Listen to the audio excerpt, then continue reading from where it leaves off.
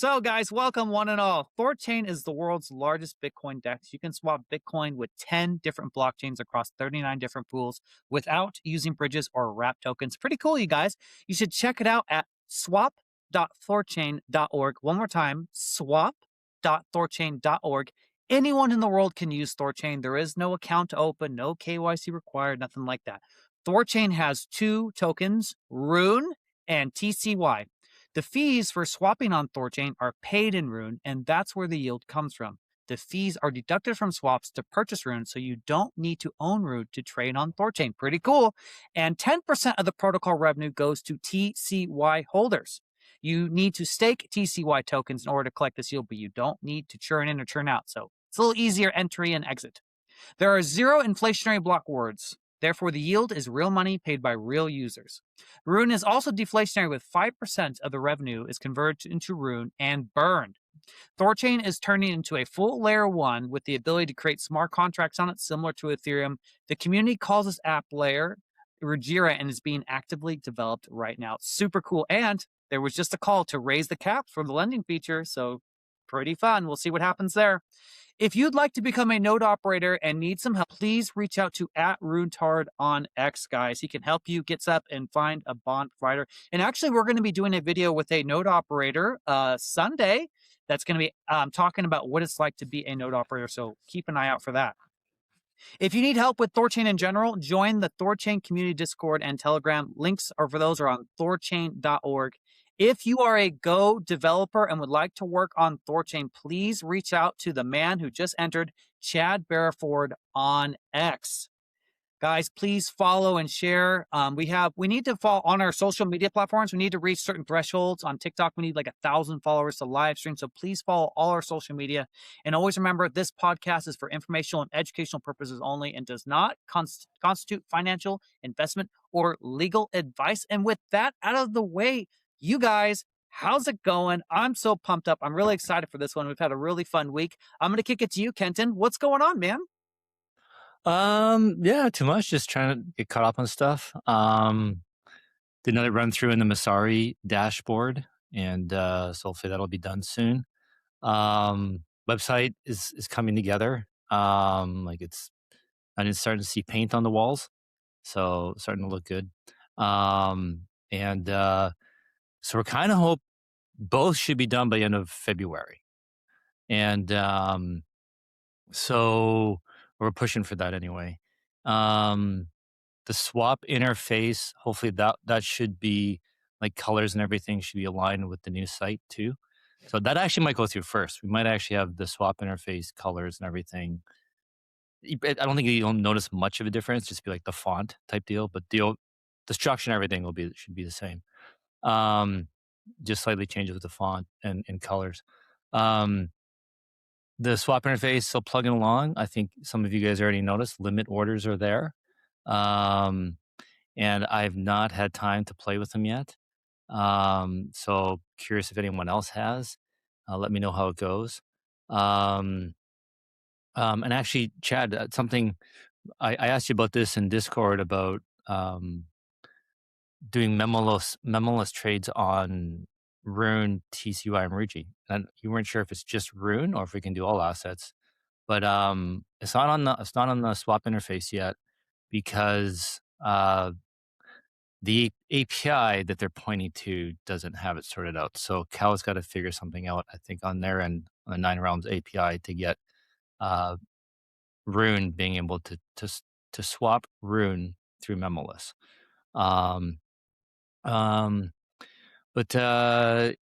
Yeah, so try and get that sorted out, and then hopefully we'll have the bond provider page, TCY page up here soon.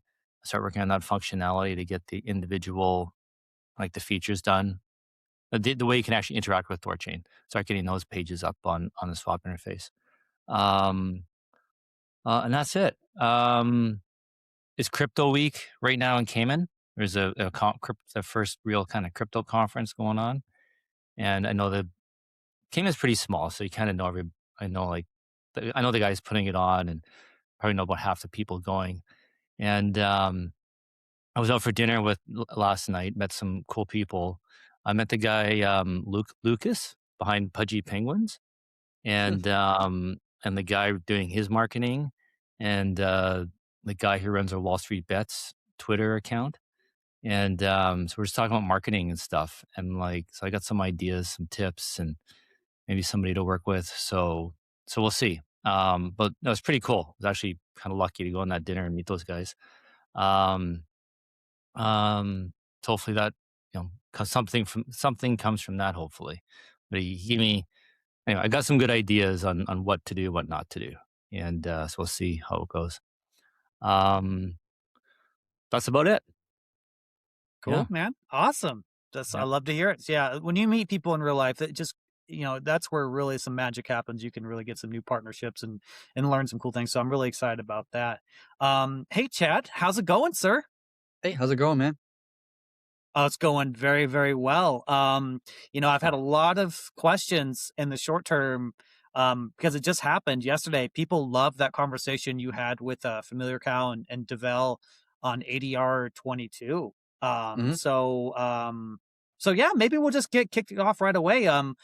People like I have all these questions. Maybe just what came out of that conversation? Maybe I'll just ask you. Can I interrupt If you you get quick? And just in case yeah, people weren't there, the Chad thank you. and Familiar Cow and the guy who wrote, or one of the co-authors of ADR 22 had a put on a stage in Discord.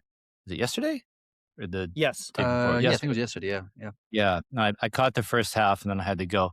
But that's what you're referring to, right, Patriot? That conversation. Yes, yes, Yeah, and thank you for, highlighting it. Yeah, it was a yeah. conversation that happened yesterday, and, ADR 22, correct me if I'm wrong, Chad, if I don't describe this accurately, but it's about making an alteration to the Q logic or something like that when it comes to streaming swaps that are better for arbitrageurs. So maybe I'll kick it to you, Chad, so you can better describe it. Yeah. Yeah, so it was really like a two-part conversation. The first part was about when you have a swap queue and you say you get like 10 swaps in the swap queue we're looking to execute, some trades or whatever. Like how do you prioritize which goes first, which goes second, which goes fifth, which goes 10th, so forth and so on. And historically speaking, we've always designed this like the algo for this has always been the same since the very, very beginning. We've never actually changed it before. And what that was largest trades go first, smallest trades go last, right? So you're just organizing by that. And the reason why it was done that way was for a couple of reasons.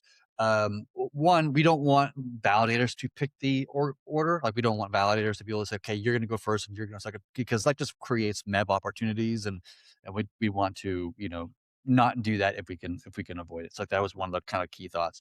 But the other thing was just like we kind of just modeled it after like the way Bitcoin works, right? Like Bitcoin, you have a gas, or they call it transaction fee, and who goes first and who goes last is like who pays the highest amount in fees, right? Like if you want your Bitcoin transaction to go really quickly, you can pay a lot of money. And I've seen people pay like $700, for a transaction fee on Bitcoin. Historically We speaking, we we had a member of our own community pay 800 grand transaction fee uh, a wow. year or two ago. Do you remember that? And I don't I remember. I mean, I I won't I say don't him remember 'cause that. I don't wanna embarrass him, but, the community rallied. It was some weird accident, mistake, and the community rallied, found out which miner it went through, we got in touch with the miner or the mining pool, and they returned it. They gave it back to him. Oh my god, that's Sorry to thank God, interrupt you. thank Um, God. yeah, Yeah. So yeah. like, no, it's fine. Like, so, yeah. So like, you can opt to pay as much as you want, right? And the funny thing is that like how you pay it is kind of a funny thing in Bitcoin world. Like it's kind of a to me, I find it a little bit funny. It's like you're transferring like some amount of your Bitcoin like to someplace, and then you're returning some of it back to yourself. Like I get like a UTXO that's got like 1 Bitcoin. Half of it I'm sending it to like Patriot, and the other half I'm sending back myself. But I guess send myself a little bit less back, and that's basically what the fee is, right? Anyways, so we decided to model it after Bitcoin because Bitcoin's such a great protocol, well designed, protocol, and so we model it similar to that. That's what happened, right? Fast forward a few years, we introduced this new idea called streaming swaps, right? Because before that point, every swap happened in a single block, whatever the size of the trade is, the whole thing gets executed. And how much you pay in fees is relative to how large the trade is, right? But with streaming swaps, it's a little bit different because instead of looking at the size of the sub swap, we're looking at the size of the total swap, if that makes sense, right? And so there was some kind of complaints, if you want to call it that, around arbitrage bots making a very large trade, right? Like, I don't know how the size would be, but just one very large trade and getting the first sub swap or maybe the second sub swap to arbitrage a pool, and then the remainder of them would like fail on purpose. And so it's a way of kind of like hacking in a way to get ahead of somebody else. So if you have a very large amount of money, you could kind of like front run, so to speak, if you wanted to, using this kind of technique. So there was like a discussion and debate back and forth between changing it from the size of the swap, like the total swap size, to like the size of the individual sub swap. And so by changing it to the individual sub swap, it gives more kind of an ability for more people to participate in this kind of auctioning off process.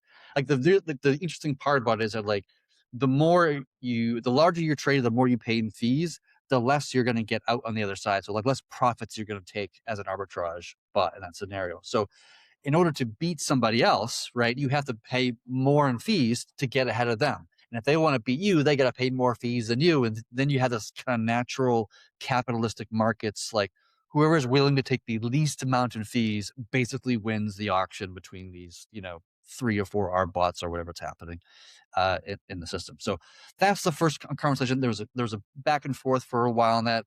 I think the eventual consensus was that we're going to switch to looking at the sub swap size instead of the total swap size to determine who's first, who's second.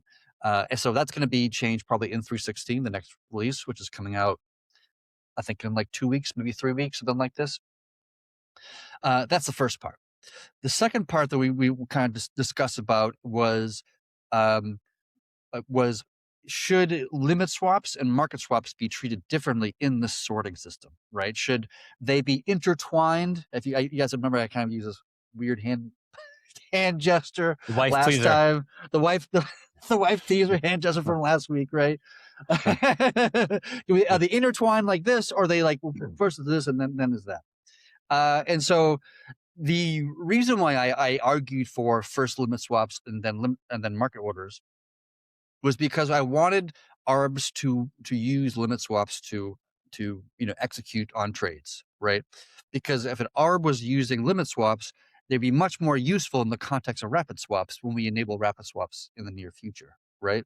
So that was my way of kind of like ensuring that all ARBs would use limit swaps to create the kind of order books and build up those kind of liquidity walls around the price, so that a streaming swap in a rapid swap scenario could be executed in a single block. So we had a conversation. We went back and forth, me and Deval, or Dev, I don't know exactly how to pronounce his Discord name, but and then Sick Time also kind of came into the conversation as well, which is great. We had a kind of conversation about it. We went back and forth, and then the synopsis was that I was going to go back and take a second look at some things and kind of reevaluate some sandwich possibilities and this kind of stuff. The sandwich possibilities, I don't think is that serious. Like, it's technically on paper, it is feasible, but it's so the market has to be like a certain kind of way, and it's not very easy to execute, in my opinion. But even beside that, for a moment, what I ended up doing was I took a second look at the implementation of rapid swaps, and I found another way of actually solving the problem so that everybody gets what they want, right? And so what it is refactoring a little bit or making a small change to the logic of how rapid swaps works, so that it's much safer to execute even before you have the liquidity in those like liquidity walls to execute the trades, right? So the fear that I had, that I've always had about rapid swaps, why I have not flipped it on before this moment, was that if you're in a situation where somebody puts up a streaming swap and say there's 10 sub swaps within this streaming swap thing, and this is the only trade on the network, there's no other liquidity, there's no other trades, it's just one thing, then hypothetically in a rapid swap scenario, all 10 trades would be executed in the same block, which means that each sub trade within it would never get a counterbalance, an arm pushing in the opposite direction to correct the pool price between each trade that you have. And so then you become like, you're just pushing the price down and down and down and down 10 times, each time getting less and less output, less and less tokens on the other side, which probably mathematically is not too dissimilar from just like doing one large trade versus 10 small trades. Rather, it's probably pretty close to each other. So I was afraid of that. Like I didn't want to break streaming swaps so that you don't get that great execution with a streaming swap. So I wanted to build the walls of liquidity around the protocol so that there would be a good amount of liquidity there to support the streaming swaps when RapidSwaps starts trading. So instead, I went back and I kind of found another way of thinking about rapid swaps to make it safer, so that in a sense that if that is a situation and you are the only swap and there's 10 swaps, it won't execute all 10 trades in one block. It'll do one trade per block, or maybe even two if you're at most, right?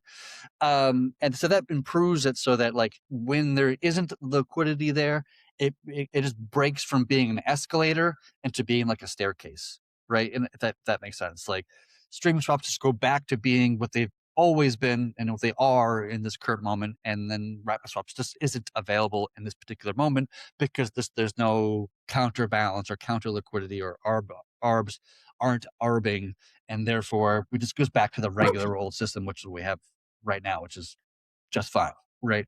So with this code change, assuming it gets merged, which I hope it gets merged probably tomorrow or maybe Monday, it goes in 316. I think it'll be probably safe that we can actually flip rapid swaps on in 316, which would be great. And then once we do that, rapid swaps will kind of sort of enable, disable itself sort of a little based upon if arbs are showing up to do the arb work or not.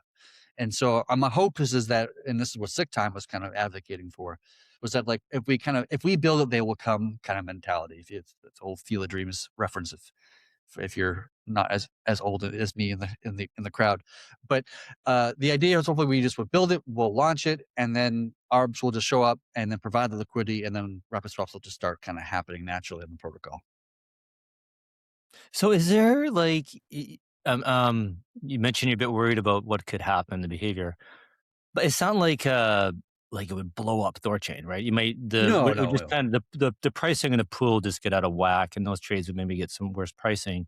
And you could always stop it, right? You could always halt Yes. trading or something. Like it's not Or just turn off rapid swaps itself. Like you could just flip it off, right? We can flip it on okay. and we can flip it off too, right? So if that's a situation where it's just not working, like there's not really much of a risk in terms of like blowing things up. I mean, there's always the risk of that. There's always like a divide by zero error, and the whole thing just Yeah, kind of yeah, crashes. Like that's always possible at any code change, yeah. but it's very, very, very, very, very small, I'd say. And if there was, we just kind of flip it off and carry on and Yeah. fix the bug or whatever it is. What I didn't want to see happen, what I was most concerned about, was that like it doesn't work the way it's supposed to work. The liquidity isn't there to support these rapid swaps, and people just start getting like bad trades. Like they just get not bad in the sense of like you lose all your money, whatever, but instead of paying 20 basis points, you pay 40 basis points or 50 basis Yeah, points or 60 or something like this. It's not like you would be like wrecked or anything like this. yeah, You would yeah. just pay a lot more in fees than you probably wanted to. And that, wouldn't be positive, but it wouldn't be the end of the world or anything like this, of course. But this something that like when the update goes through and is live that you're actually gonna kind of keep an eye on live, like for the first hour or two trading, and then if you are seeing that, okay, guys, we gotta pause this and then Yeah. evaluate. Okay. Yeah. I think what we'll probably do is we'll start with the small. Like, so you can enable, so rep swaps is not necessarily like an on or off, although you could treat it that way if you really wanted to. You can iterate, like you can specify the number of iterations. How many swaps how many times can a single swap be executed in a specific block? Is it one time? Is it 5 times? Is it 10 times? Is it 1,000 times? And so you can like configure it to be like just 2. You can just do 2 trades per block for your streaming swap, no more than that. Or you can do 3 or 5 or 10 or 50 or 1,000, right? So I think like what we do is initially start off as like maybe like 2 or maybe even 5, probably no higher than 5, and then we watch the trades, watch the traffic, see if everything's looking good. If it's looking great, great. Most likely what will happen is that initially there'll be not much of a change at all, and nothing will probably happen because arbs aren't really providing liquidity yet, so the network isn't quite you know doing what it's wants to be doing right quite yet. So it'll probably be like a big nothing burger, when we flip that on initially. But yes, we'll keep an eye on it over the coming days, weeks, or whatever. And if we see anything that we think is really improper, obviously we just flip it back off, or take whatever reasonable action that makes sense in the situation. Do you guys know, has anyone actually started or is working on some kind of dashboard or interface to see the order book, to see all the limit orders on THORChain? I don't think so. Well, I know Cow, Familiar Cow has on his Rune.tools website, there's an order book page. It's very basic. It's not really like a, graphs it's very simple, which is fine. Please don't get me wrong. I'm not criticizing Cow in the least, but I would love to see that once, especially once the feature kind of gets picked up more. And maybe in order to get picked up more, like one of the things that could happen is like the official THORChain, swap interface supports, the feature or whatever. But yes, like I think I'd love to see more development around that in the future. Maybe I wonder if Huginn is, because Huginn, he's behind THORChain.net, right? This seems like a great feature to put on THORChain.net. Yes, I think Um, he's the dev behind Midgard predominantly. And so building little kind of like statistical data, or like indexed information, indexed data around order books, that's probably the person to kind of create the API endpoints to make it even simpler and easier. Although you could do it without it. Like you could do it right now without the Midgard kind of indexing, rolled up information kind of thing. But it would be nice, to make it a little bit simpler and cleaner. I'm gonna ask him. I'm gonna make a note, remind myself. Yeah, poke Um, them. That was actually one of the questions from the community for you, Chad. Was there any other dashboards for limit swaps? And because everyone knows about the Rune.tools one, so I'm glad you asked that, Kent, and you took care of one of my questions for me, buddy. So well done. and Yeah. and like what Chad mentioned about putting on the official front end, yeah, I agree. I mean, eventually we want to have as much as we can.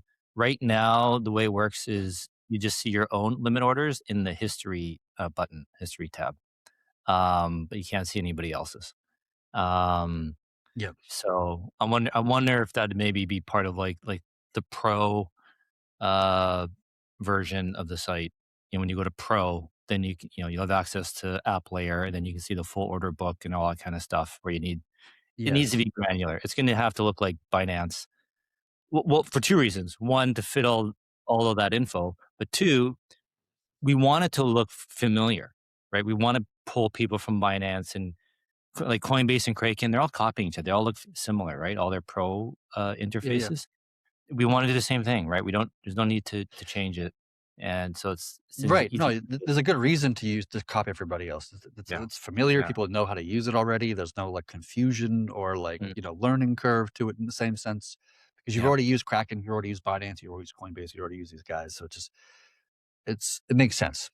Yeah. I think the only time you'd really want to make a different UI is if you wanted to do something that's like a more like gamification, concept where it's more like not just like I'm trading, but I also want to have fun with this and treat it as a game and trade as a gaming interface, Well, which some people so are into. I'm into it, guys. Comment like, with Robinhood, that's how they became part of the reason they became huge is they turned their app into like a slot machine, right? With the confetti and all that. And they're giving people dopamine hits. And they, turn these Yeah. people into trading addicts. And I want to do that too. Maybe not, as blatant as Robinhood, but like do something to have some dopamine hits in there to help, keep people hooked and engaged and interested. Yeah. But I mean, I know like talking like that, it's like, oh, I don't want to play those games and that's trashy, blah, blah. It's like, well, that's our competition. It's like, don't hate the player, hate the game. And, if we don't do it, someone else is. And then, Mhm. it's so, I think there's a way to play some of these games without losing your uh, Your morals. ethos or Like, whatever. yeah, Yeah. yeah, exactly. Yeah. Right. You don't have to go full crazy degen retarded about it, but do a little bit, do something. So, but anyway, I'm thinking about that, talking to guys about that. Like, we got to eventually start adding some stuff like that. So, have you guys seen that? Yeah. I've seen on Twitter a few times. There's like the price chart and then there's this whole grid of prices, and you can click on the price. Like if you think, and the increments are like a fraction of a cent higher and below, and you click on, and then they go out based on time. And whichever one you click on, you're buying like, I think, an option that with that strike price and that expiration time, and it's basically almost like gambling. And and I'm like, something like that is going to come to, futures trading and perps trading and stuff like that, where it's just like you're just like, clicking a bingo card. And I think about stuff like that. Like I do think interfaces like that will succeed. So one day, guys, we'll come up with something like that. Yeah. Yeah. So, well, hopefully with 316, we're going to see rapid swaps flipped, and we'll That's see incredible. if the community is ready for such efficiency. My body's ready. You mentioned, so they really are only good if we have a deep, big order book, right? Am I understanding that the right? ARBs need to ARB. If the ARBs aren't ARBing, then it ain't going to help much, right? And which is, by the way, like that's already the case now. Like if ARBs aren't ARBing now, then like our pools are bad, the prices are bad. Unless you happen to be trading in the certain direction, then like you're going to get a bad trade with a bad execution, right? Yeah. So like this is nothing new. Like we've always been relying, every AMM in the world, or every order book in the world, every spot of liquidity, it requires ARBs to ARB in order for it to be, maintain itself. So, but we just need them to be more advanced and be more engaged and do even like, deeper liquidity in a matter of speaking. And I think they will. Like, I don't think there's any question. Like, the money is there. The money is like the incentive for them to do so. The money's on the table. Somebody's just got to kind of pick it up off the table and like, walk off with it.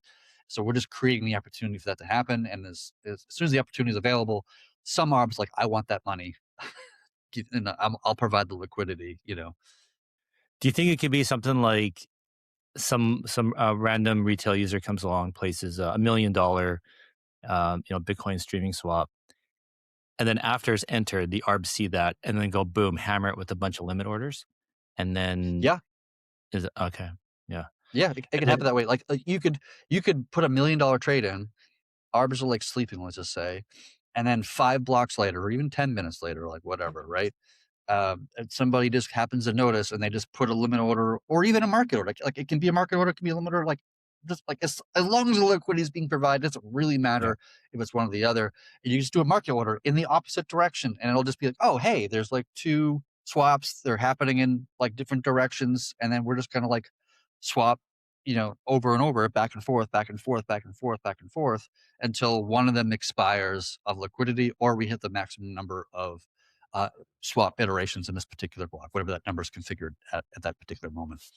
Yeah. So if someone's doing a huge trade, like let's say it's $10 million streaming swap, and it's going to take like 10 hours, and somebody comes in with a 500 grand trade going the opposite direction. Boom, that gets settled right away. Now we're at 9.5 million, and maybe that shaved 30 minutes off his time. And then someone comes in with a $2 million trade the opposite direction. Boom, that gets filled. Now that's taken 2 hours off his time. And it just, whatever's left over just keeps going like it was before. And right.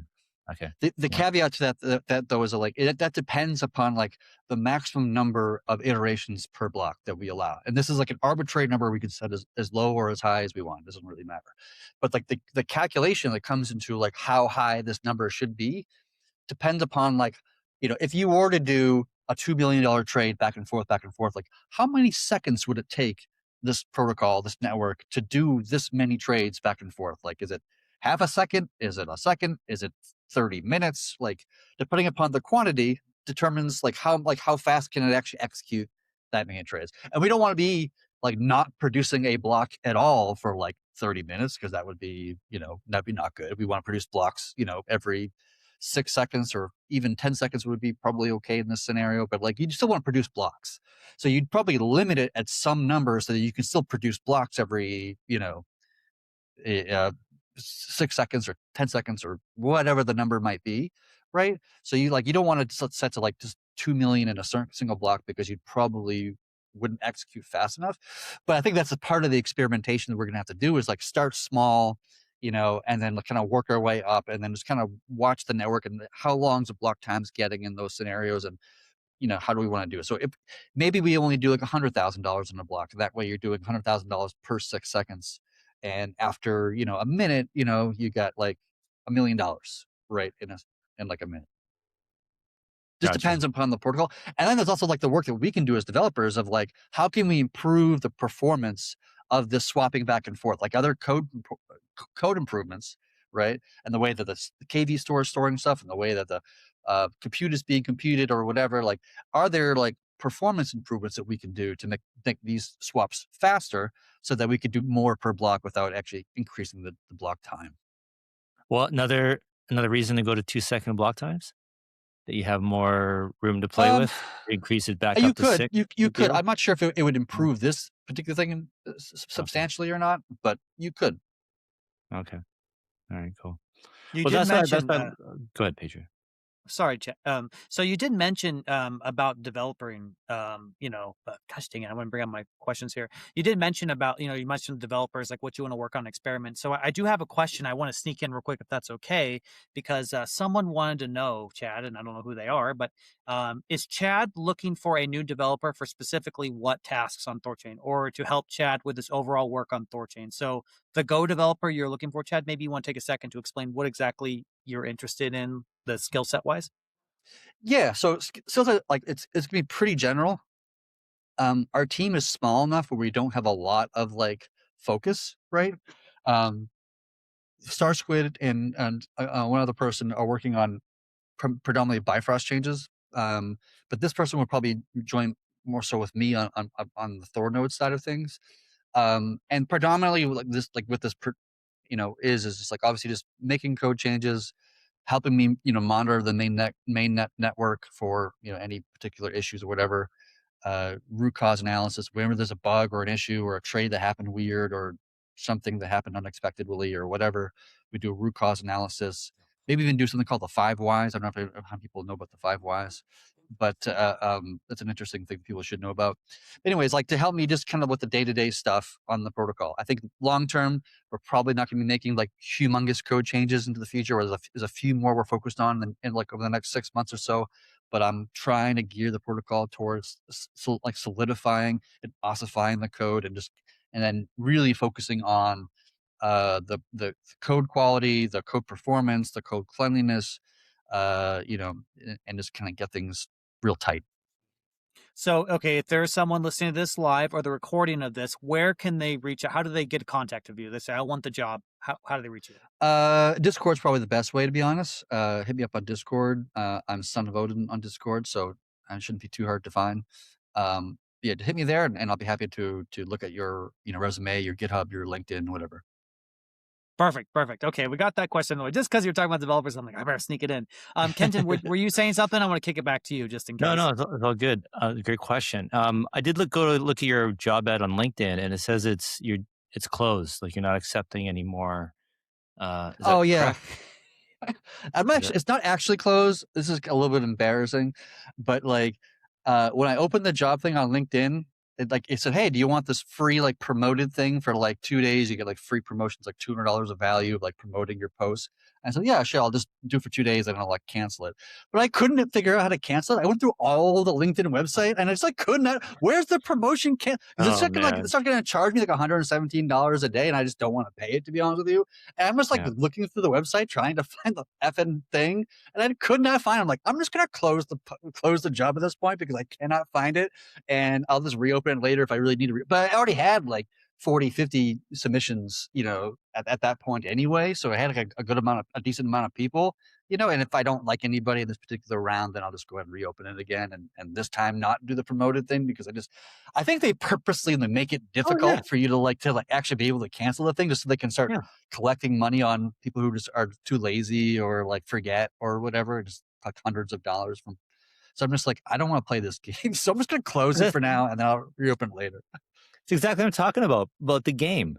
All these, that's why everybody hates, big corporations because they'll play these games and it's like, it's just so frustrating. Yeah. And Yep. But that's what they guaranteed. They bank on that. They get an extra few days out of you, extra month subscription or whatever. Yeah. I'd applied. I was watching. I subscribed to like CBS or something to watch. 'Cause they had the new Star Trek was on being streamed. It's like I don't know, like 10 years ago. The Star Trek reboot going through CBS or something, Paramount or I don't know. $5 a month. Paramount. I could not cancel it for my life. And I'm like, this it's just driving me nuts. And like, I spent hours trying to figure out how to cancel $5 a month. Um, uh, well, this is the banking system, right? That's why they don't want them. This is part of the push Yeah. against. They trap you in it. Is my internet bad? Sorry, guys. No, I can hear. Am I back? I can hear you. You're Okay. a little pixelated, but I can hear you. Yeah, you're good. Okay. You're good. So this is the thing with the banking system that they don't want to support stable coins and the Genius Act and all that kind of stuff is they make when you send a wire transfer, it takes a few days to go through. You can't banks close on a Friday. You have to wait till Monday before you can transfer money. In those few days that they're holding your money, that's a few days of interest that they get to keep, right? Same with like stocks. When you buy and sell stocks in the stock market, used to be a 3-day settlement. Now I think they changed it to 2 days.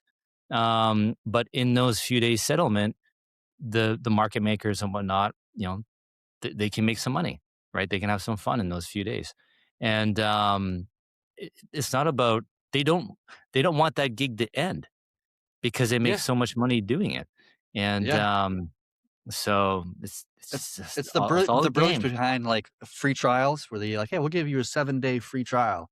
And they just know that like 80% of people are just like, oh, I'm just going to forget to cancel this thing because it happens all the time. And then just like, all of a sudden it's like 6 months later. I was like, what is this $7 a month charge I'm paying? Yeah. Don't even know what it is. Reminds me last week, chat, when we were talking about like, were you still using the Pony Express for, basic transactions and stuff? And blockchain clearly is superior. I mean, everything Kenton just said there, I've experienced it myself. And I mean, once you go blockchain, you don't go back. I mean, it's obviously superior in every single way. So, so frustrating using TradFi. Oh my God. Oh my God. Like, I had some old stock I forgot about. And I was like, oh shoot, I got some stock here. And I was trying to sell it. And I was getting so frustrated. Why won't it sell? Why won't it sell? I don't understand. And then I'm like, oh, it's 8 p.m. on a Sunday. The stock market's closed. Like, I'm so used to THORChain. I'm so used to THORChain just doing whatever I want, whenever I want. I completely forgot that the stock market is the thing that opens and closes. They'll catch up for sure. I think so. Yeah, they're gonna be tokenizing the New York Stock Exchange, and then they'll be trading 24/7.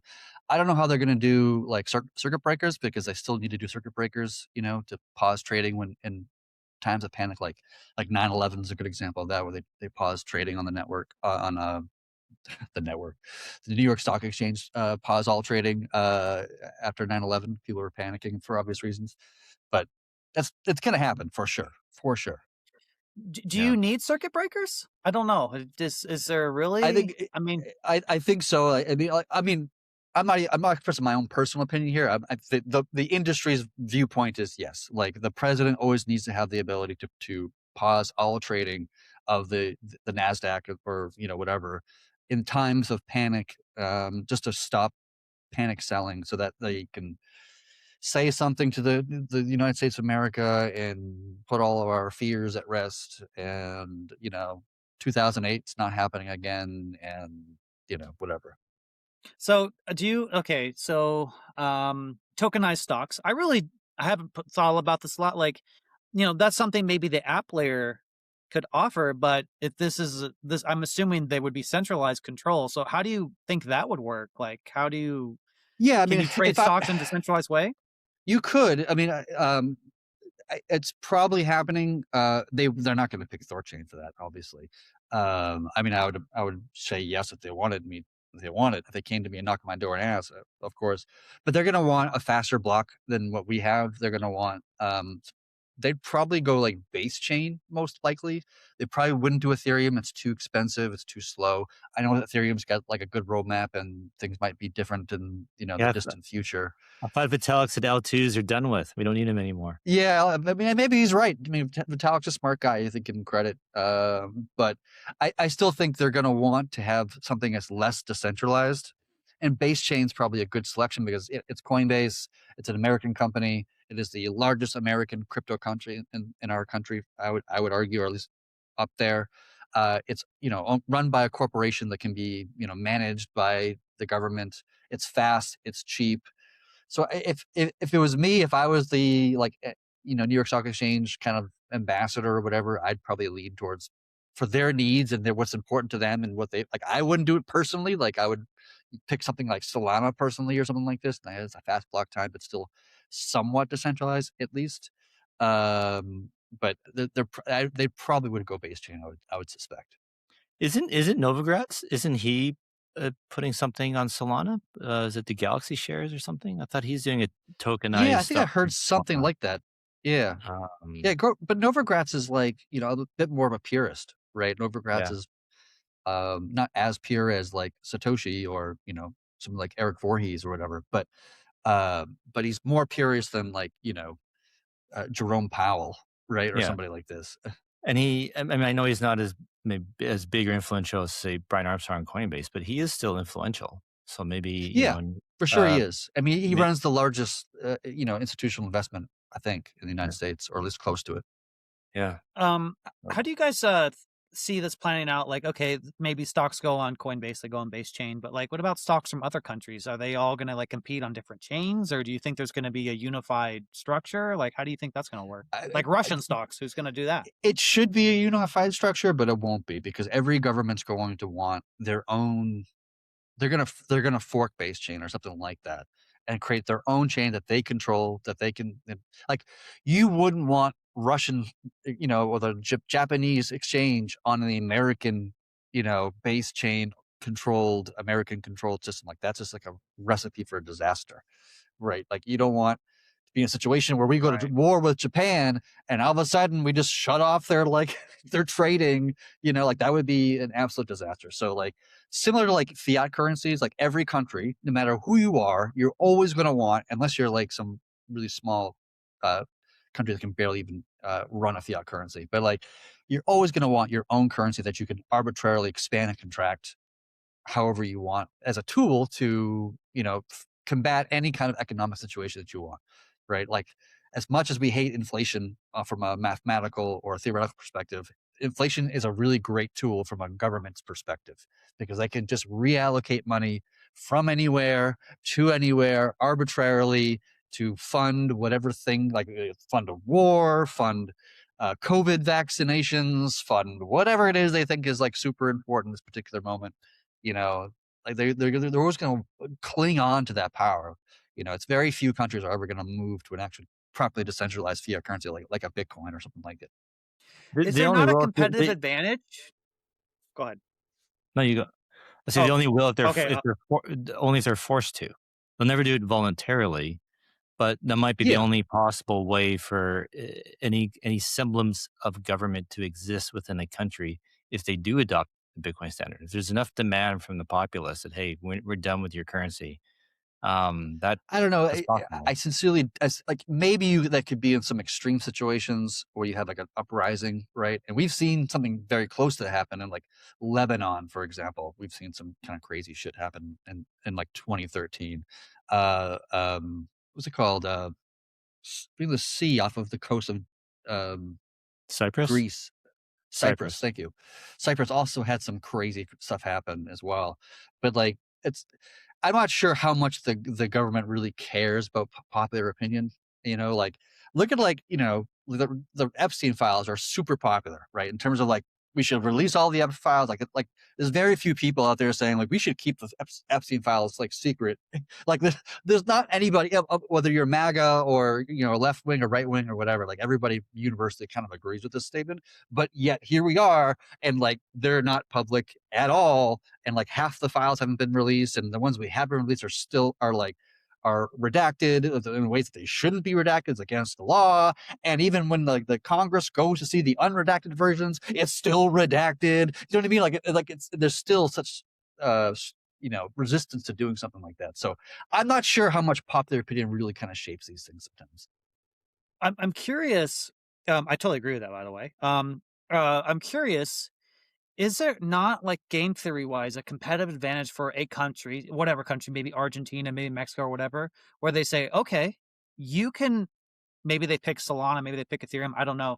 They say, if you're a business in our country, you can have tokenized stocks on chain, just on a base change, and anyone in the world can invest your companies. Like, would that not like increase the chance for people to invest in like their country? Like, for I, example, I can I want to invest in a silver mine in Mexico, I can right? answer you. Well, go ahead. Go ahead. I think Noah. So there's a lot of people in Cayman betting on this. So Cayman Islands is a hedge fund capital of the world, right? There's like 40,000 some funds here or something, and the reason is because it's tax neutral.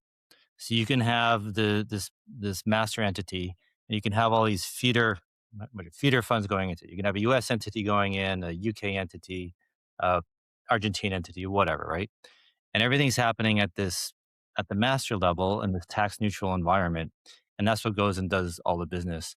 And then these individual entities, individual feeders, adhere to those local government rules and restrictions. The with crypto, this whole foundation, like DAO foundations, the foundation structure has become really popular, which is like a glorified trust. And the idea with the foundation is there's no real owner of it. Like there's like shareholders, but they don't really own it or control it. And this is how like a lot of crypto projects are getting set up, and the foundation owns and controls the tokens, but there's no like actual real individual in control. It's the foundation. And then this foundation is tax neutral and can go do whatever. And these tokens live on Ethereum or Solana or whatever chain you want and can go do whatever. And then that foundation, there might be a US entity or whatever entity that feeds into it. But it's the Cayman Foundation, which is neutral and going doing its thing. And so right now, I think there's like 1,400 foundations that came in. You know, some people are betting, expecting it's going to go up. It's going to be as bigger, more than funds, because this is how companies are going to start listing themselves. Instead of being a stock on the New York Stock Exchange, you're going to set up a Cayman Foundation, create tokens. You can access capital on the entire planet. The only reason you list your stock on a New York Stock Exchange is because you want to access that liquidity. Right? We talk about THORChain, Bitcoin liquidity, right? You want access to layer one liquidity, you come to THORChain, right? You go to New York Stock Exchange because there's all this money that trades on the exchange. And there's, US entities and firms and funds that are mandated to only trade there, right? And then people familiar, and that's Right. where the And capital ETFs. is. Yeah. But and a lot of capital, they don't want to invest in, say, the UK or Australia or Argentina because you're getting messy with their tax codes and regulations and whatever.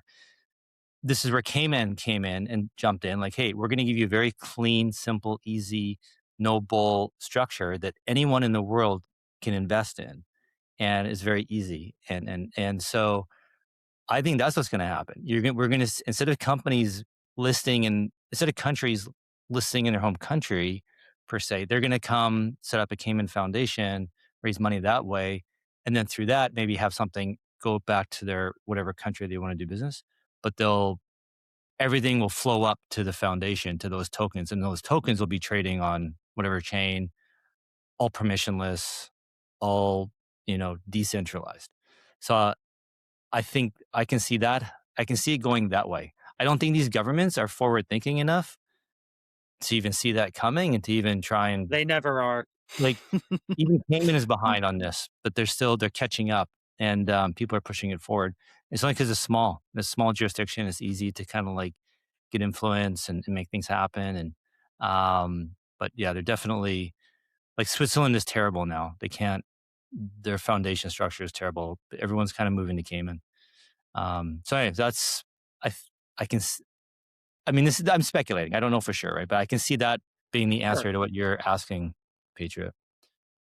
So what you're saying is the first that use THORChain to put their liquidity, their stock on, is the first one that wins, right? That's what you're saying. Yeah. Well, I mean, we're going to have the token launchpad on App Layer, right? And the whole idea is they'll be able to tap into Bitcoin, or any base layer L1 liquidity, and that is the point. Is where is the liquidity? Where's the money coming from? And it'd be very easy for somebody. you launch a token on THORChain. I mean, it's very easy with someone with Bitcoin to invest in that token, right? It's seamless, right? It's not, there's very little friction. So yeah, money goes. Money is like water; it moves where the path of least resistance, right? So, Right.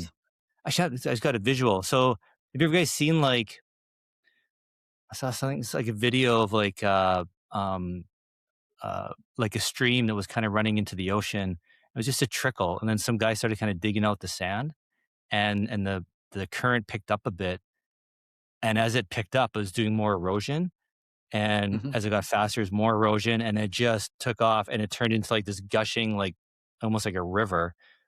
And I keep thinking this is going to be THORChain. Like we're just Yep. going to pick up something. The stream's going to get a little bit more, and the erosion's going to take over. We're just going to get this flood of liquidity just coming our way. Because it's just easy. There's no barrier, and Mhm.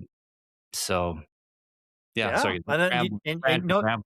no. And you did. You used a lot of hand gestures in that explanation, like Chad. So Chad, I think you're starting something here. I mean, I've been thinking about the rune bond side. Like, how do I do this? Like, okay, here's a node, and here's you with your rune. And what you want to do is, I see. I and when should you get go better by out, I using. heard it. What are you talking about? I should get better using less hands because because like some people are just listening to this and they're not actually watching my ugly face explain this stuff. So I get the better with hands, the not hands are using my gold. The hands. hands are gold. Please keep it with the Yeah. hands. You know what I mean? Do whatever you got to do. You know what I mean? It works. I'm telling you. I love it. It's awesome. Yeah. Yeah, I agree. I think I was talking with Coke actually about this today. I mean, the first principles of THORChain, what we're following, they just work, right? It's harder what we're doing, but decentralized access to permissionless non KYC liquidity, right? Arbitrage by anon arbitrageurs, building an app layer on top of that. It just feels right. Feels like we're doing something here that's just going to change the game. I mean, Yeah. I love it. I can't get enough of it. So when stocks on THORChain? That's what I want to know. When stocks on Yeah. That'd be THORChain? pretty awesome. It Yeah. would be sick. It'd be sick. Even just Oh, like an NFT project launching or some, even if it's a pump and dump, like like just something. This is like proof of concept that somebody wants to launch their token on THORChain. Like, I think that'd be cool. Like it's, Yeah. I'd like to think that they would be much more legitimate than crappy. Like I still don't all those projects that launch on Solana. I don't know. I can't help but feel. I wonder if they're just like bots. It's all like a couple people. 1,000 monkeys behind 1,000 computers type thing. It's not real. They're just like Hmm. fabricating it all. Um, Hmm. Whereas I don't see anyone in THORChain ecosystem doing anything like that. So if somebody's launching a token on THORChain, it's a real project. It's real people behind it. So be really cool to see that. Yeah. indeed. Chad, I do have a question for you. Yeah. Sure. So this is a bit of a long-winded one here. I'm trying to condense it. The person's not a native English speaker. So, okay, here we go. We have new pools like Base and Tron that have a depth of less than 100,000. And soon there will be Solana, ZEC, and others, blah, blah, blah. In the best case scenario, the treasury will add 100,000 to each of them. And it is unlikely that anyone else will add liquidity as there's no economic incentive to do so. I, create a pool with TWT and I'm not getting any yield at all. It is charity, nothing more. Although the pool is quite active given its liquidity and bringing its volume. So let me. In general, what are Chad's thoughts on this matter? Should the protocol increase liquidity in base level pools or not? If so, yeah, I try to condense Well, as much as I could. so first of all, I would disagree with the statement that there's like no incentive to add liquidity to those pools. There's actually like I would argue there's more incentive to add into those smaller pools than there is into like Bitcoin. And the reason why is because Bitcoin is so deep and there's just so many, so much other BTC already in the pool that like there's a lot of hands to be fed when you're kind of feeding from the fees that collects, right? And so there's, because there's more, people involved, there's more mouths to be fed and each person gets kind of a smaller amount. But in these like very new pools, like Solana, for example, where there's probably not going to be a lot of LPs, like the Treasury makes a good amount of money, more money in the smaller pools than it does in the larger pools, to be honest with you. Right? From what I recall, last time I had a conversation with JP about this, which was quite a few months ago, but like the smaller pools actually is where we get a higher interest rate in terms of like, APY or whatever. So I would disagree with that kind of sentiment to begin with. I think it makes sense to, and like, if you don't believe me, then just like, well, on Solana, for example, and just look at the yield, for the pool. Like, it's not that hard. Um, the next question was like, are we going to put more money into it or not? Yeah, deepening the pools, basically. I mean, that becomes more of a question from like a treasury's perspective rather than a protocol perspective. Like, the treasury exists, it has, I don't even know how much money is in treasury right now. I can't even remember, but like, we have a fiscal responsibility as the treasury to, allocate those funds responsibly and effectively.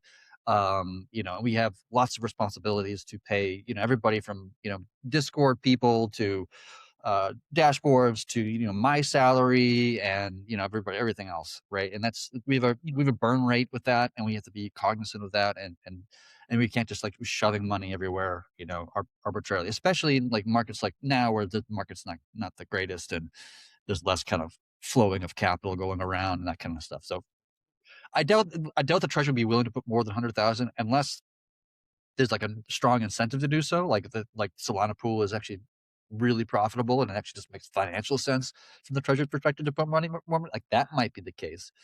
But I think we're going to start with 100,000 each and maybe even withdraw the 100,000 at some point in the future. Like, if it grows to a certain amount and we want to reclaim our 100,000 so that we can redeploy that same 100,000 into some other new pool or something like this, right? That might be the case into the future once things kind of like propagate well enough. Chad, have There we go. you There we go. Appreciate put it. any more thought into my idea about having a manual control over the protocol on liquidity and being able to manually direct, for us to pull, liquidity out of Bitcoin pool and put it on their pools. Maybe instead of relying on the treasury to see new pools, we can use the POL to see new pools. Yeah. Yeah, I haven't thought much about it since then. Though I do like, I do like the idea in general. I think I would. I'm not sure how I feel about have it being a manual process, versus like a algorithmic process of like deciding how much capital should flow based upon the depth of the pool, or the relative to the volume that is being seen. And then you also have to calculate about how much money you lose just by moving out and then into another pool, because you're gonna if you take out $50,000, let's just say, and then move it to another pool, you're gonna enter the next pool with 45, right, or 40,000 or whatever the number is going to be, right? And so you have to like keep that into account. So I haven't thought about in depth, but I do like the idea in general. Okay, cool. Yeah, I was thinking And about. to answer Oh, to answer a question in the audience and in the chat of like who controls the treasury, it is a multi-sig controlled by a handful of people. I don't think I need really to disclose like who those individuals are. I don't think it's really necessary now, but it is a 2 or 3 multi-sig that a handful of people have access to. cool. There you go. Very good. Okay, let me think here. I don't think I have any other questions from the community, guys. Please, if you guys have any questions, this is an open stage. People can join. We do have the links in the in whether we're streaming from. You can check that and get on here. But please answer any questions you have. So, Chad, actually, I do have one question. Yep. Everyone wants a Huginn update. Everyone wants to know what's going on with AI. So how's that going this week? It's going well. Like it's so on. I think it was Friday night. I pretty much spent my entire weekend this past weekend working on Huginn. And so I think I'm starting on Friday night. I was messing about with it, trying to improve the way it does like a code audit, right? Like, one of the things I want to do with it is I want it to be a continuously auditing the code, like just like literally like around the clock, just constantly just like rereading the lines of code and finding bugs or issues or security flaws or whatever it is, right?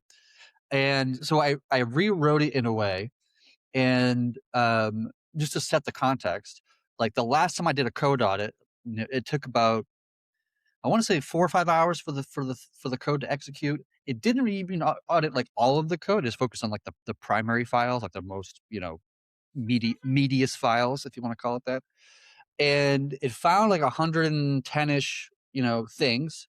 And then we actually opened and fixed 25 of those 110 things that it found. So a bunch of those things were just like either it was a false positive, hallucination, or like it was like an issue, but like it's probably not even good to even fix this thing. So we're just going to go ahead and close it or whatever. Right. So we had this kind of high, it was almost like an 80% chance that we were going to like just basically throw in the trash, whatever this thing that it was we're talking about, So I was curious about to reduce the false positives and get a much greater signal to noise ratio about when it finds an issue to have 3 separate agents be spun up using what's called subagents, and they each individually like verify the issue to like independently and in a adversarial almost way to forcibly agree or disagree, and it goes by a simple majority, so 2/3 wins. And by doing so, it actually went from like 80% false positives or like bad issues to 20%. So just by like throwing more AI tokens at the problem, it did greatly increase its signal to finding legitimate bugs or issues that could actually be fixed. So it found like it ran for like I think it was like 2 or 3 days, and it didn't even finish because I had consumed the entire week of my, or very close to the entire week of my tokens for my I have a Claude Max plan, which is like the most expensive plan, right? It's like a $200 a month plan that I'm just using my own, API token key basically, and it consumed almost the entire thing in like 2 days or 3 days, whatever it was. And I ended up having to shut it down because I actually wanted to use Claude like during the week to do my actual like job, right? So it didn't even finish. It got like 3/4 of the way through of all the work that it was trying to do. And it finally, it found, once again, it found like another 110 like GitLab issues that it created. And I think like 83 or 85 of them were like legitimate issues that we could go ahead and patch. Very few of those issues were actually like significant issues. Like I don't think it was anything significant that I found. Like nothing I was really worried about. But like, oh yeah, we don't handle this error, well. We should have returned the error here. We weren't returning the error here, or something very small like this. But like it's an easy thing to miss when you're writing code or even reviewing it. And it found it. So like it's almost like an advanced linter, if that makes sense. Like I don't know if people know what linters means, but it's a kind of a better linter in some way, shape, or form, at least in this current iteration. So now it has like 83 issues that it has backlogged, and it's constantly creating, as it maintains 3 open MRs, which you just had up on your screen a second ago. And it has 3 open MRs that it's like fixing at any given time, waiting for humans to review it. So I review it typically, and then one of the other developers does. And then it merges to something, and then it just, once it gets merged, like another one gets opened, and we comment, and just keep on doing that. Just keep on doing that over and over and over again.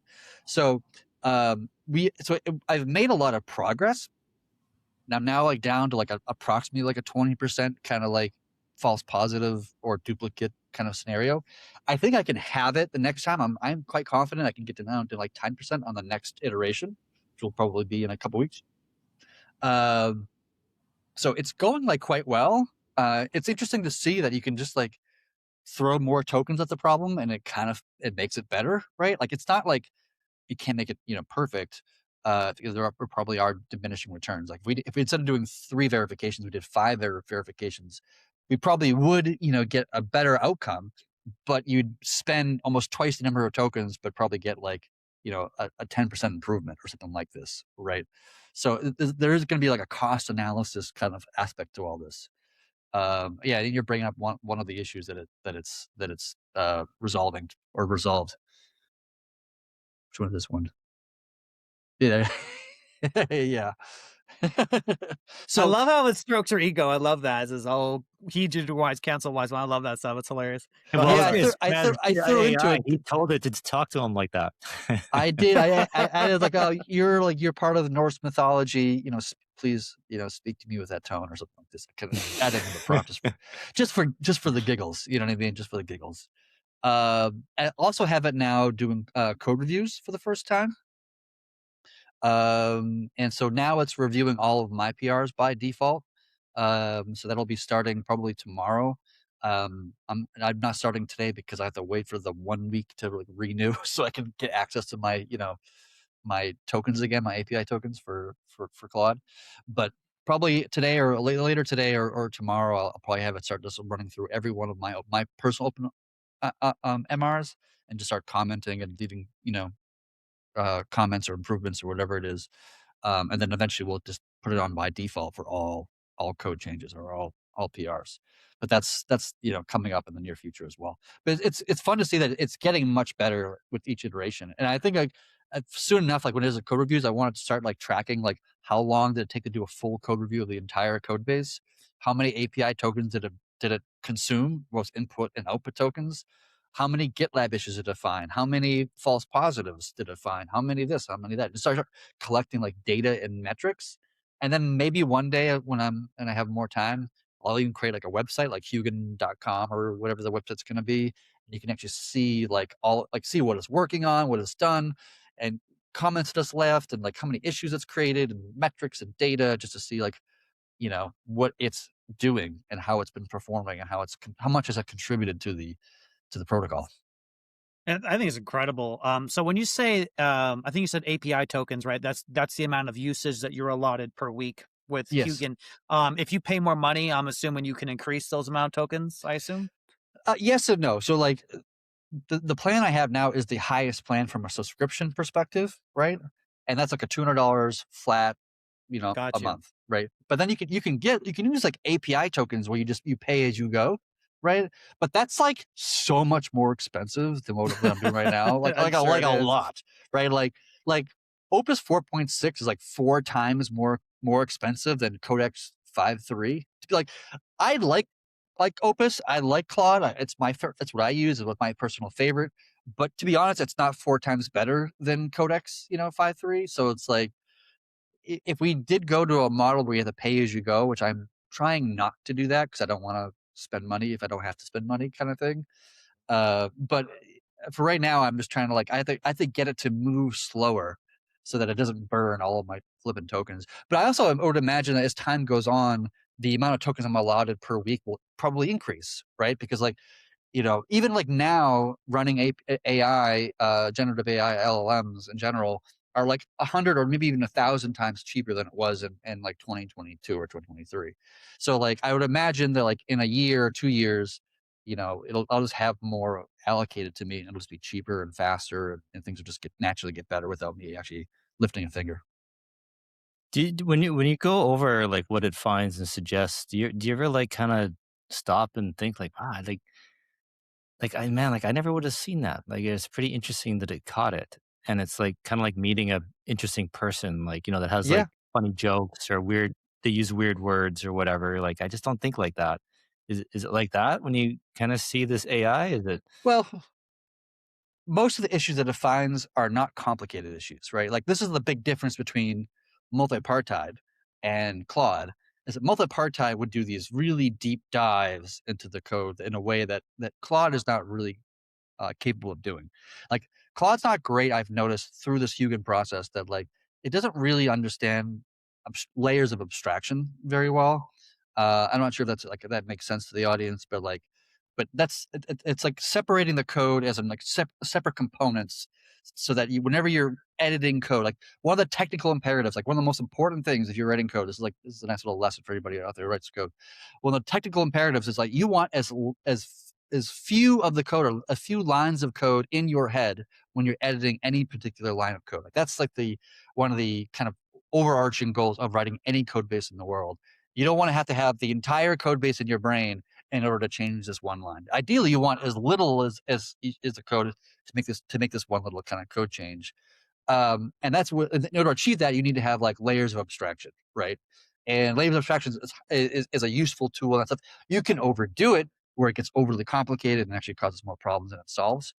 But I've noticed that Opus is not necessarily great at it, and arguably you could say part of the issue is that my prompts are not good enough. And maybe that's the case, and I'll be experimenting and hopefully improving that with time. But there is some concerns about that. Did I answer your question? I'm not sure if I answered your question. I think so. Yeah. Yeah. Cool. I kind of have Yeah, a question about Huginn. I don't know if you want to keep going on this.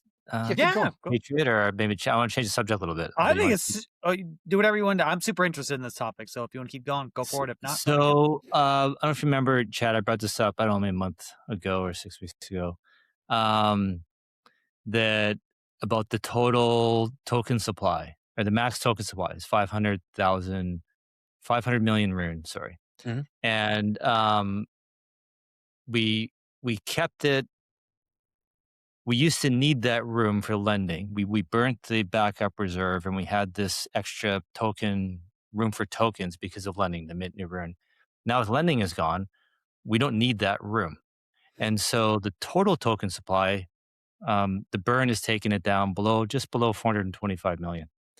And so I was thinking, once we got below 425, nice round number, we can change the max rune supply, the Mimir setting, change it to 425 million, so that when we, go update these other, like CoinMarketCap and CoinGecko, our max supply is lower and just makes our tokenomics look more attractive. And and you mentioned, it'd be nice to use AI to kind of like find out in the code, if we do change the max supply, will that have any other repercussions? Like, is there anything else kind of, that are, sorry, I'm tripping up. I'm brain farting. You know what I'm trying to say? Is it going to affect anything Yeah. else in the code? Is this something that you can ask Huginn? If we change it, will it have any impact anywhere else? Well, so the max supply of 500,000 is just 500 million? or whatever it is. I think it's or 500 million. Excuse me. Yes. That is right now. That's just a configuration of the network on Mimir, more specifically, right? Yeah. And it's only there. Its only purpose for even existing is just say like, at the end of every block, the network just says, "Hey, is there more rune than 500 million? No? Okay, cool." Or if the answer is yes, and like, "Oh, something's weird, something's broken. There's an infinite mint bug or whatever the hell situation is." We gotta halt the chain, right, and just like pause everything. Something's awry. We need the devs to kind of stick their nose to the situation and figure out the problem is, and then fix it, whatever the problem is.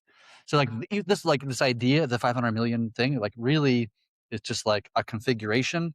And even if you were to change that configuration from 500 million to 800 million, or something smaller, as long as we don't go below how much rune actually is exists within the network now, which is I think he said it was 420 or whatever the number is.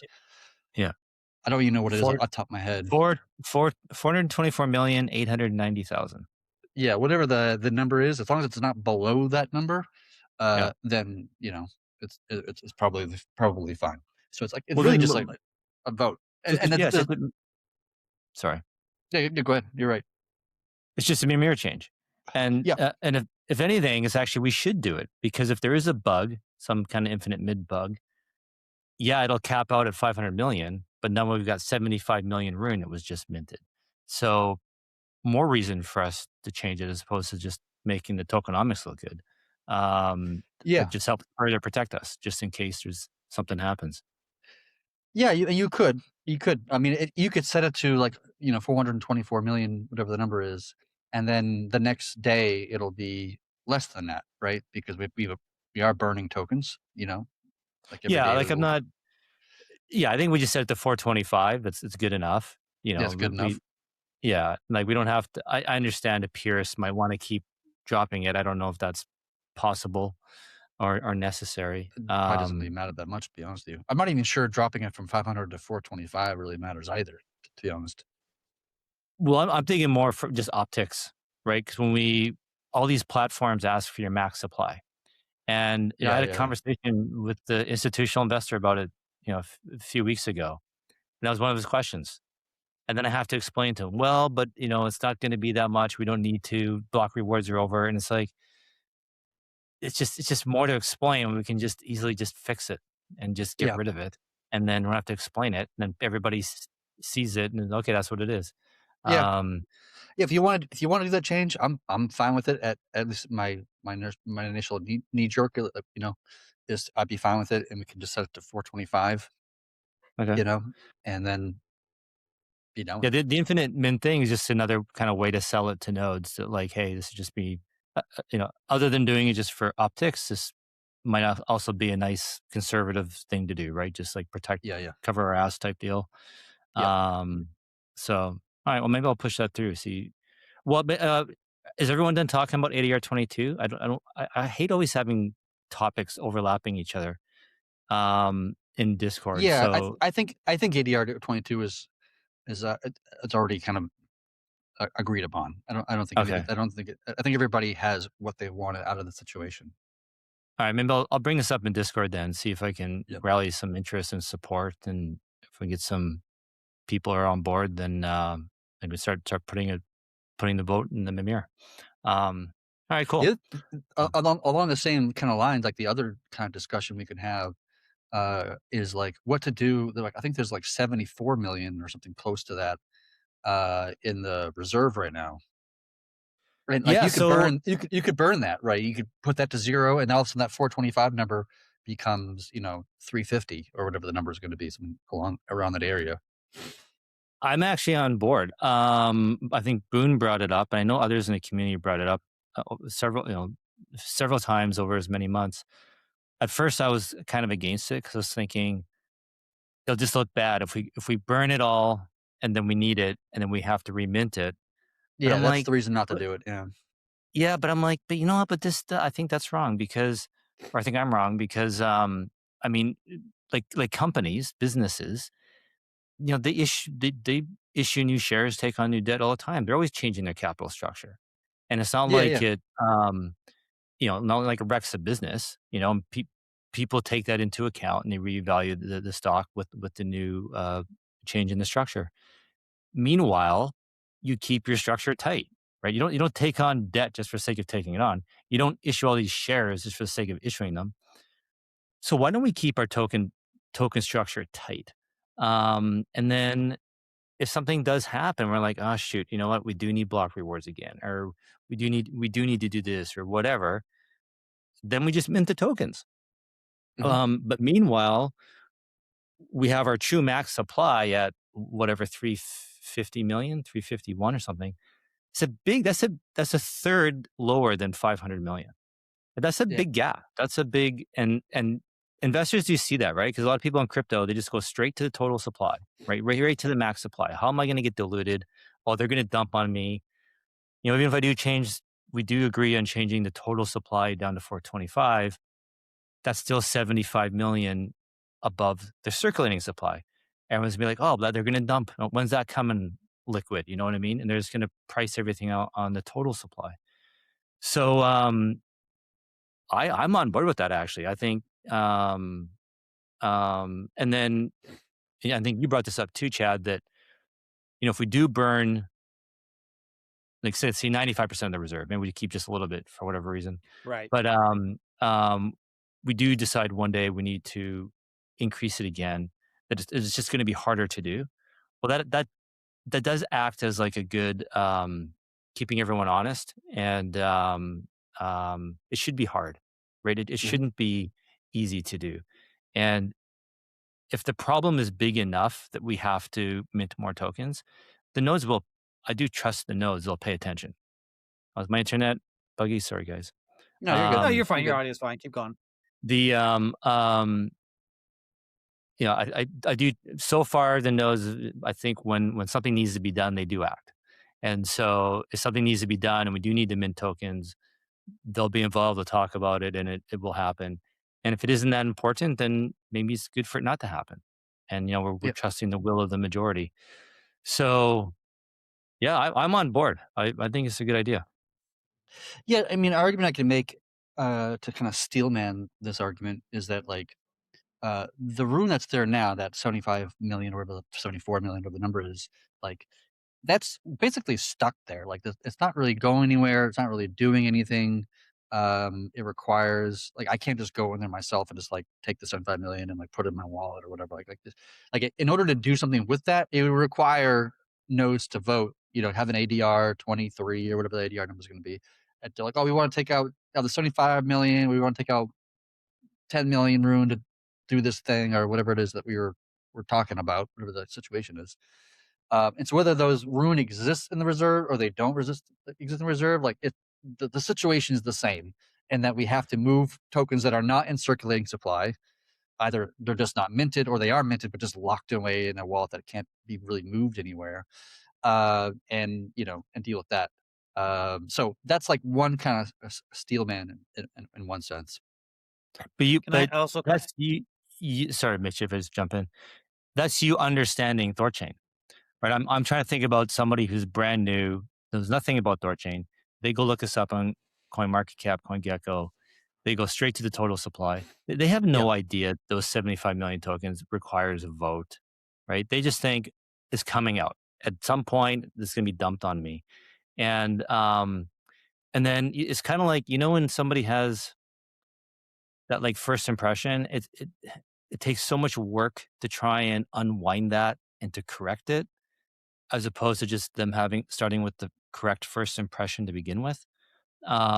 So I think it's much more valuable to us, to the network, to be like, hey, this, our total supply really is 351, and then have the caveat, well, we can always change it, right? As a as opposed to the reverse, the other way. Yeah. So Yeah.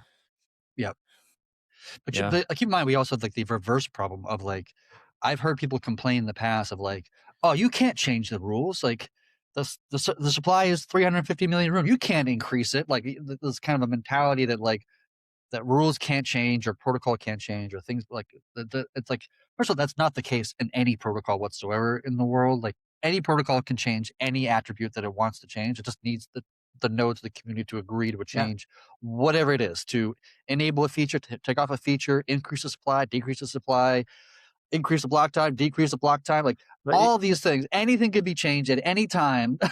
It just requires nodes to even come. Bitcoin's 21 million. Like, Even people Bitcoin don't get 21 that. million, That can change that too. that could be Yeah, changed if they wanted yeah, to change it, right? It just yeah. requires the community to come together and to Consensus. agree to make the change. So Yeah. I just kind of have the caveat of like, I've heard people say argue this in the past of like, once the blockchain does something, it can never be undone. It's just like, no, anything can be undone. It just requires the right community members to come together, which is the nodes in this case. Yeah. Yeah. Yeah. Totally. I would attack on there a little bit. So you wouldn't, you correct me if I'm wrong, Chad, or anyone, but you wouldn't want to burn the whole reserve, right? Maybe like have, I don't know, 2, 3, 4, 5 million. Because like, for example, 3.15.1, we had an update and there was a Bifrost issue and some nodes got unfairly slashed. So to reimburse those nodes that were unfairly slashed, isn't it a store migration from the reserve? So you would want maybe just a little reserve in there for occasional store migration. Of course, you can mint at any Well, time. in that case, you wouldn't Or am I need it wrong about that? because the rune moves from the bond module in that scenario to the reserve module. Like when you get slashed, you get the bond module, you remove the rune from the bond Oh, module yeah, and yeah. you add to the reserve module. And so what we're doing in that scenario is just like basically reverting the transaction from. Reverting. So like we're adding it there and then we're kind of putting it back, But isn't it? But to your point, Patriot, another feature, another thing. Isn't there something like the network estimates the gas fees, and we charge a little bit more than the average, but sometimes we actually undercharge, and that difference actually comes from the reserve. And Yes. So so like there is a tiny bit of inflation sometimes. not I wouldn't call it inflation. It's like the net we burn the reserve to pay for gas fees, right?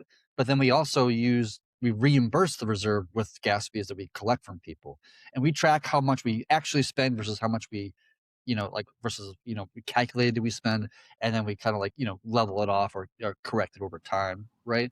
And there's also other ways. Like the reserve is touched in a lot of different ways. Like there can be income that comes to the reserve, like for example, like if we're over solvent in a particular token, we've got too much of this token for whatever reasons, there's now a code path which is currently disabled but might be turned on in the near future, where it can sweep that up and put it into the reserve or maybe even the treasury in that particular instance.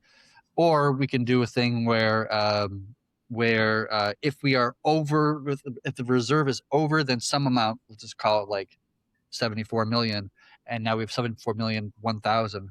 The 1,000 just bleeds as system income for the entire protocol, right? So like in the Ruji, for example, Ruji will have trade volume and it buys Rune and then it puts it into the reserve, right? That's how we collect the fees from Ruji. It goes into the reserve for the time being.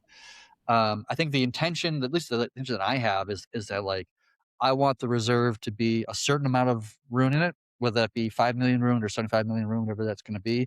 And then anything over the 75 million number, whatever that number is, it just gets secreted back into the protocol as system income. And it works identically the same to like the emission curve, like how we submit tokens and put the reserve. But the difference is the Rune comes into the reserve as income and then gets secreted back out to nodes. So it's not actually like emitting new coins or inflating the token at all, because we removed it from supply and then put it back in circulation. Cool. So there's like complexity around the reserve and like how Rune goes in and out. It happens in a dozen kind of small little ways.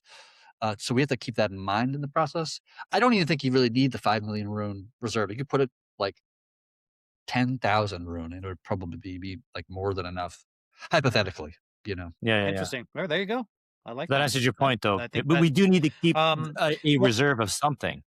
Is like it's kind of what you're getting at, right, Patriot? You need to reserve something because when we do our churn, for example, we have to send all these coins from one vault to another vault. Where does that gas come from? It comes from the reserve, right? We do spend the reserve to some small degree. It's like it's very, very tiny. Right. Obviously, doesn't really like affect the coin at all. But like when we do a churn, we probably spend like a couple $100 or whatever it is on just moving Bitcoin and Ethereum and ERC20s and whatever it is the tokens are.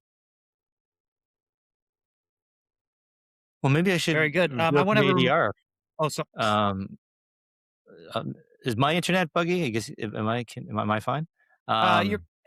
you're okay. Your audio comes in, but sorry, the guys. recording will be okay. Hey, you need Starlink. You need Starlink, buddy. Yeah. I don't know. I'm using Starlink. They work great. Oh yeah, nice. I don't know if I can. Yeah, actually, I think I've used it for like 4 years now. 4 years? 3 or 4 years, something like that. Holy smokes! I think so. 3 or 4 years. Yeah, it's been a long time. Mm-hmm. Nice. Yeah, the OG satellite works great.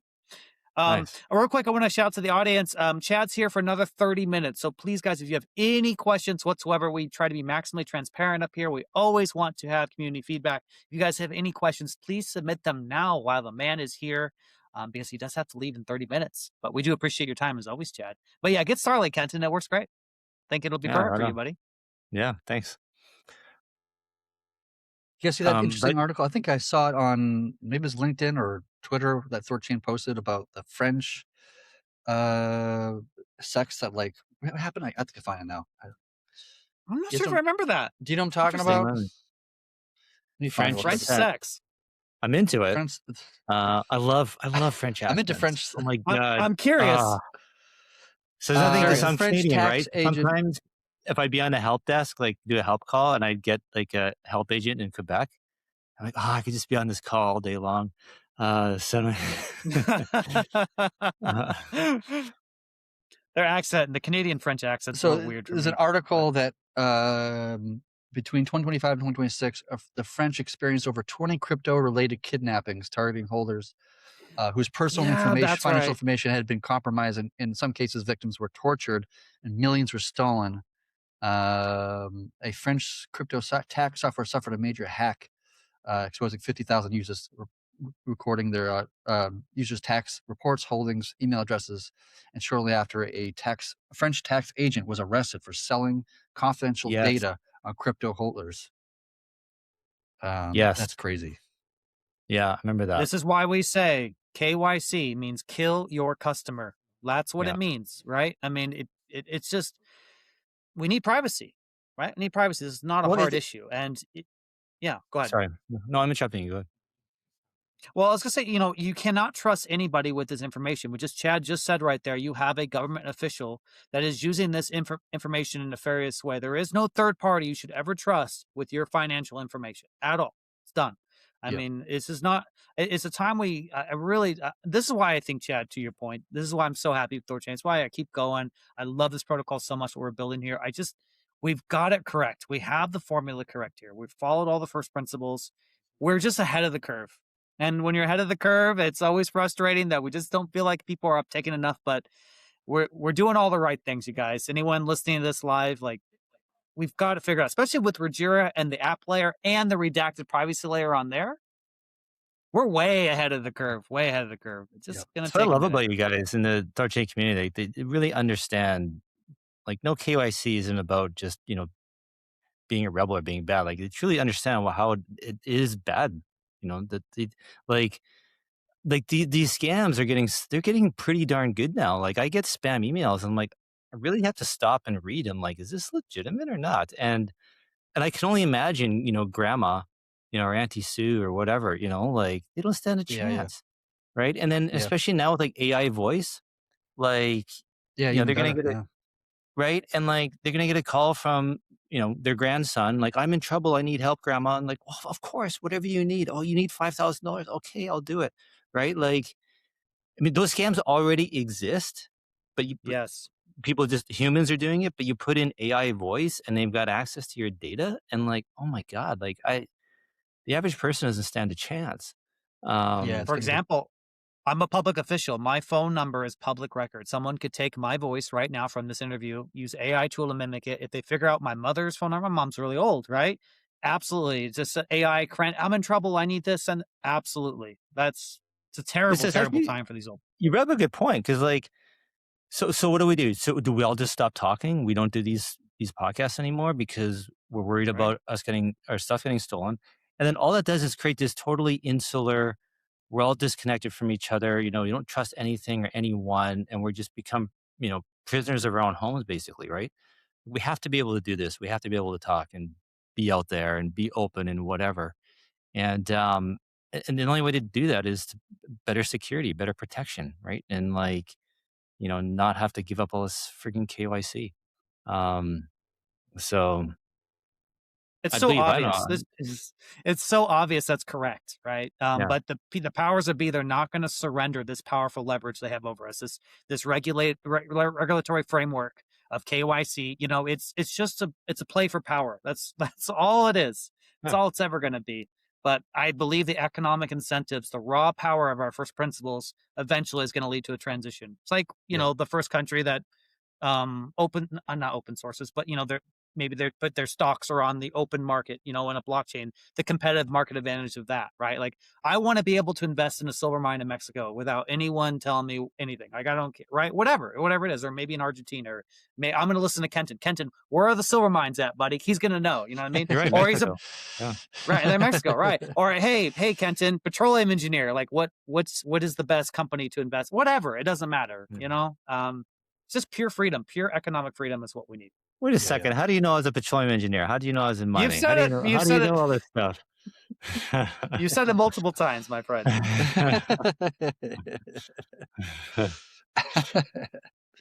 Yeah. Any questions from the audience?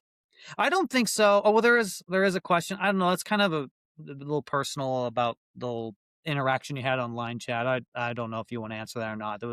It's kind of like a DM conversation, so I'm not going to put your feet to the fire on that one. Well, to be fair, But like it's not my conversation. Like yeah, what they're talking about is like their conversation with other people that I don't have any details to right. what So happened. So exactly. He said, she said kind of thing. And yeah, yeah, I those are just not worth my time. yeah. I don't think we have any questions from the audience. Is there anything else, Chad, that you think we need to talk about that we may have missed or anything like that? Anything is exciting? Maybe, I don't know, if Solana might be coming on live soon. I don't know. Anything at all you can think of? Yeah, Solana's coming on. Zcash is probably going to be merged into this 316. Ooh. We actually might also merge. I think maybe you actually already have. I have to go look, but Polygon I think also get merged into 316 as well. We have Star Squid that's been really pushing hard to add more chain clients to THORChain, so adding more chains is something we want to be doing a lot more of in 2026. Okay, I have a question. Yeah, So I do hear this a lot. I'm sorry I didn't think about it. yep. People want to know, how's the chain client team doing? Do you feel like they're, because it takes months and months to learn? Do you feel like they're really there? They're ready to start Yeah. going to chain ad No, they're doing overdrive? great. They're Okay, doing great. Like they're churning out chain clients faster than we could probably even add to the network, to be honest with you. So they're doing good great. problem to have. Yeah, it's a good problem to have for sure. So they got Ton. What is it? Like they have Ton opened. I think it's another one. What else? I think I might be missing one more. Zcash. An You could probably Arbitrum, I find thought. Ton and Arbitrum might be Arbitrum. another one. Here, I just do author is Smart Squid. Cardano, Sui, Polygon's already merged, actually, come to think of it. And Zcash will probably get merged soon. So we got lots of things being added in the short period. So after we get done with Solana, Zcash will probably be next. It's like that's definitely by far the highest demand chain after that point. And then it comes in maybe Polygon or Ton or whatever. We'll figure it from that point on. But we got more chains coming for sure. And this is great because STO is going to get whatever Chad's THORChain and Maya protocol add, of course, that'll go on STO. And I know we've lost some volume because we didn't have Solana and we were using a third party. Now that'll be natively on THORChain. So I'm really excited for that on STO. And I know Kenton's probably really excited too, because we have now a whole other community that we can market to. Right. So when Solana goes live, I'm going to try and get on some Solana spaces and reach out to the community. I don't know anyone in Solana really, except people who are tangentially related in THORChain. So yeah, I'm really looking forward to that. And every other chain we had too. That was a long list you just gave there, Chad. I hope that makes the community excited. Yeah, hope so. Yeah, we got a lot of things in flight for sure. And like I said, like I'm looking to hire so we can add more people to the team and get more things done, in a sense. So lots of things happening for sure. I think Router V6 is probably coming out, probably launching next week, I think. I hope next week. That's gonna be pretty good. Um And that's memoless for long tails, right? uh They Memos for can do the outbound. for Memos the Outbound yes, is part of that. yes. It's yep, that's gonna be there as well. Um what else? What else? We literally this release 316, like we're gonna have it It's a looks like big we're going to one. have 60 merge changes, plus whatever happens between now and when we actually cut the release, which is probably another 5 or another 10. So it's like it's been very really busy, busy couple weeks. I love it. It's I awesome. love it. I Yeah. really feel like we're getting on this really good train right now. And And then little shout out to Regira, THORChain's app layer. There's hey, I got OG vibes from this. You remember the Chad? Raise the caps. Yeah, Um, yeah, yeah. Raise the the caps. chant the chant has started on the Regiran side with the lending. Looks like Code Hans has said, the audits are done, we're ready to go. So pretty exciting. Things are going to be moving a lot. I mean, February's been a big month, and we're only 12 days in. Yep. Hallelujah, I love it. and sorry, Chad, just to go back to like you say Zcash going out with 3.16, that doesn't mean the pool is going to be live. It'll just the code will be there Yes. and the code will be live for a while. We'll see how it goes and make sure there's no issues. There'll still be a while before the actual pool is established and people can Yes. trade. Right. It'll probably be another month, I would guess, at minimum. Because Yeah. once we have it live in the code, then we have to spin up the new chain client on the chain net, which is a different network, like a test net or a stage net. And then it has to be launched there, and we have to test it there, like with the real chains and real data and real crypto, and start doing trades and swaps and whatever else, make sure that all the everything works. I expect it to be pretty smooth for Zcash specifically because we've already done it, or not we, but Maya's already done it on the Maya side, and so there's some overlap there. I've already kind of vetted code to some degree, so I expect it to be pretty smooth sailing on this. Solana's different. Solana's like a lot more complicated. There's just like it's a very different chain than any other chain we've added, so there's a lot more uniqueness to it, and therefore requires a lot more time, effort, and energy to validate and get it all working correctly, and then convincing the network to figure out, like all the nodes got to figure out where they're going to get their Solana data from, because running their own Solana node while possible is like overtly complicated and expensive, and most people don't have the infrastructure to support something like that. So it's a much longer time scale to get that one launched. Zcash, I would imagine to be smoother. Same thing with Polygon. Polygon's just another EVM chain, so it's kind of like copy and paste to some degree. you know. So those would be, I think, faster moving chain clients. Cool. I have a question. We talk about opt-in chain clients. I did talk with some people in the Regier, and they're a little nervous, with opt-in chain clients and behaviors and app layer. I don't want to necessarily get into that, but I was curious, can you have an opt-in chain client where you have a standard set that are mandatory, but only specific ones that are opt-in, like maybe like a Monero or like a privacy coin like Zcash or something else, or if you do opt-in chain clients, they all sort of are kind of opt-in? I mean, in the current design, everything's opt-in. So when that feature does go live at some point in the future, which it's not happening anytime soon, to be honest with you, because Intense is Yeah. probably going to happen first, and that's a big major feature that takes a lot of time to vet whatnot. But when that does in the current design, is that like everybody when it launches, everybody by default opts into all current chains at that particular time, which is what it is already. And then each individual node can say, I want to opt out of Bitcoin. I want to opt out of Zcash. I want to opt out of whatever they want to do. And then when we add a new chain, client after that point, people have to opt in to support the new Polygon or the new, SUI or whatever it is. Gotcha. Okay. Yeah. Perfect. Okay, I don't see any other questions. Kenton, do you have anything else at all? If there's nothing else, we could No, let we can Chad go keep 20 this. minutes early. Yeah, exactly. We keep Get this back on, short, get back to work on Huginn. No. short and sweet for us, under 2 hours. That'll Yeah. be nice. Yeah. Yeah. That's a miracle. No. Yeah. Very cool. Well, there's so much to talk about. There's so many things happening. It's a really, really exciting time to be in THORChain. And I know the app layer kids, they're getting really excited too. So it's Yeah. super cool. Super Yeah. cool. Yeah. Um, all Great. right. All Well, right, guys. cool. Well, I don't think we have anything else. Guys, let's see here. We're going to have, oh gosh, let me see here and bring up my thingy majigger here. We're gonna have speaking of the app layer, we're gonna have Auto Regira joining us on Saturday. It's basically an automated system for all the primitives on the app layer, guys. So when it comes to trading, leverage, all this stuff, you can basically make it autonomous. So things can be happening on the app layer while you're sleeping. It's gonna be really, really cool. Super exciting. I know that is something that's people have been really curious about. So we're gonna be breaking that down on Saturday. Other than that, guys, please make sure share this live stream, share all the resources, whether it's live or the recording. We need to tell people what we built here at THORChain. It's absolutely incredible. And one last shout out: if you are a Go developer, or if you know somebody who may have skills, please tell them that Chad is looking for some talent. We want to build THORChain. We're building a lot of cool things, and we need all the help we can get. So if you know anybody, reach out, tell them, bring them here. We want all the talent in THORChain because this is where the cool stuff is being built. There ain't nobody doing anything else like we're doing. THORChain and Maya, that's where the cool kids are, let me tell you. With that being said, guys, Kenton, Chad, do you guys have anything else before we wrap? Oh, that's it, great, buddy. man. Thank you. All right. Everyone have a great rest of your work week. We'll see you next time. Remember, make your wife happy on and remember to bond your rune. Very, very important. It's so important. Okay. This is getting worse and worse. Bye, everybody. All right, guys. Bye, guys. Bye.